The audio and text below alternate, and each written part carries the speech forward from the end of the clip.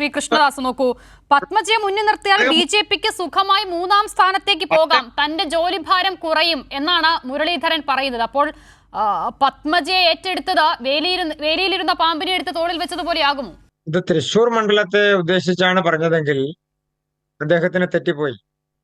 തൃശൂരിൽ 3ാം സ്ഥാനത്തേക്ക് പോകാൻ പോകുന്നത് ശ്രീ കെ മുരളീധരനാണ്. അദ്ദേഹത്തിന് ആ അനുഭവം തൃശൂർ ജില്ലയിൽ നേരത്തെയുമുണ്ട്. വടക്കാഞ്ചേരി മണ്ഡലത്തിൽ മത്സരിച്ച അനുഭവം അദ്ദേഹത്തിന് നല്ല രീതിയിലുണ്ടല്ലോ. അപ്പൊ അദ്ദേഹത്തിന് എന്തും പറയാനുള്ള അവകാശമുണ്ട്.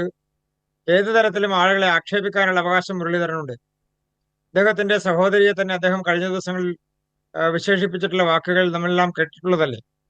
അപ്പൊ കോൺഗ്രസിൽ ഒരു സ്ഥാനാർത്ഥിത്വം ഉറപ്പിക്കണമെന്നുണ്ടെങ്കിൽ, കോൺഗ്രസിൽ ഏതെങ്കിലും തരത്തിലുള്ള സ്ഥാനമാനങ്ങൾ നിലനിർത്തണമെന്നുണ്ടെങ്കിൽ ശ്രീ കെ മുരളീധരനെ സംബന്ധിച്ച് അദ്ദേഹത്തിന് എന്തും പറയാനുള്ള ലൈസൻസ് എടുത്തുകൊണ്ട് പറയാമെന്നുള്ളതാണെങ്കിൽ അതിൽ ഞങ്ങൾക്ക് വിരോധമൊന്നുമില്ല. പക്ഷേ പത്മജ വേണുഗോപാൽ BJP-യിലേക്ക് വന്നത് യാതൊരു തരത്തിലുള്ള കണ്ടീഷൻസും ഇല്ലാതെയാണ്. അവർ തന്നെ അത് സൂചിപ്പിച്ചല്ലോ.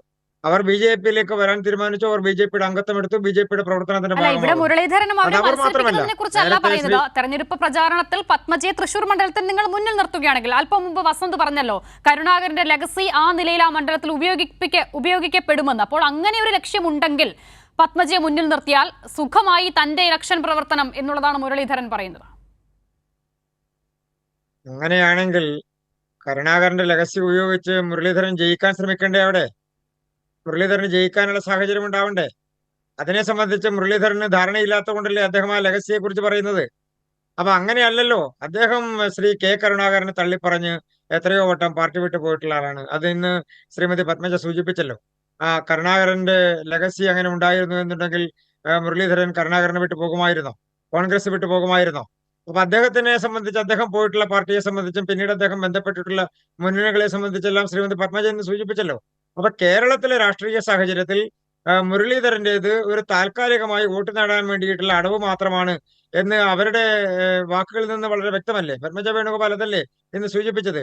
അപ്പൊ BJP-യെ സംബന്ധിച്ച് ശ്രീമതി പത്മജ വേണുഗോപാൽ കേരളത്തിൽ BJP-യുടെ പ്രവർത്തനത്തിന്റെ ഭാഗമാകുമ്പോൾ ഞങ്ങൾക്ക് മറ്റാരുടെയും ലെഗസി ഇതുമായി ബന്ധപ്പെട്ടുകൊണ്ട് ഉപയോഗിക്കേണ്ട സാഹചര്യം നിലവിലില്ല.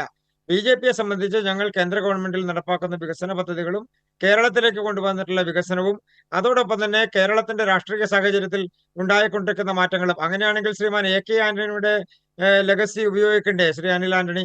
അങ്ങനെയല്ലല്ലോ BJP അനിൽ ആന്റണിയെ പത്തനംതിട്ടയിൽ സ്ഥാനാർത്ഥിയാക്കിയിട്ടുള്ളത്. ആരുടെ മക്കൾക്ക് വേണമെങ്കിലും BJP-യിലേക്ക് വരാം, ആർക്ക് വേണമെങ്കിലും BJP-യിലേക്ക് വരാം.